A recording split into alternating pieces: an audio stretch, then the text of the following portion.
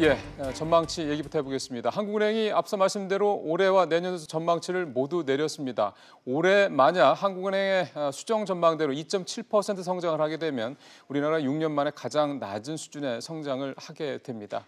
기준금리도 동결했습니다. 하지만 다음 달, 즉 11월 달에는 기준금리가 올라갈 가능성도 있다는 판단이 나옵니다. 보도국 연결하겠습니다. 윤선영 기자. 네, 윤선영입니다. 예상대로 성장 전망치를 내렸군요. 그렇습니다. 이주열 한국은행 총재는 올해 경제 성장률 전망치를 기존 2.9%에서 2.7%로 낮췄다고 밝혔습니다. 한은은 지난 4월까지 성장률을 3%로 전망했는데 이번에 2.7%로 낮추면서 불과 6개월 만에 0.3%포인트 하향 조정했습니다. 한은의 전망대로 올해 성장률이 2.7%에 그친다면 2012년에 2.3% 성장률을 보인 지 6년 만에 가장 낮은 성장률을 기록하게 됩니다.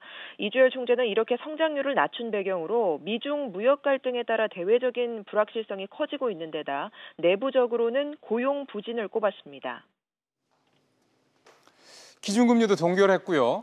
그렇습니다. 기준금리는 지금의 연 1.5%를 유지해 지난해 11월 이후 11개월째 동결입니다. 대외적인 불확실성이 높아지긴 했지만 이게 우리 경제에 얼마나 영향을 줄지 조금은 더 지켜볼 필요가 있다는 판단입니다.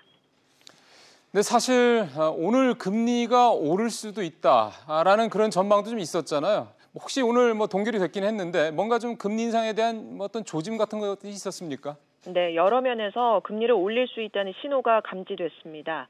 먼저 이주열 총재는 금융 안정에 유념해서 통화 정책을 해야 한다는 얘기를 했고 그동안 통화 정책의 완화 정도를 신중히 판단해 나가겠다고 밝혀왔는데 이번에 이 신중히라는 표현도 빠졌습니다. 또 지난 7월에는 금통위원 가운데 한 명만 금리를 올려야 한다고 소수 의견을 냈었는데 이번에는 2명의 위원이 금리 인상 의견을 제시했습니다.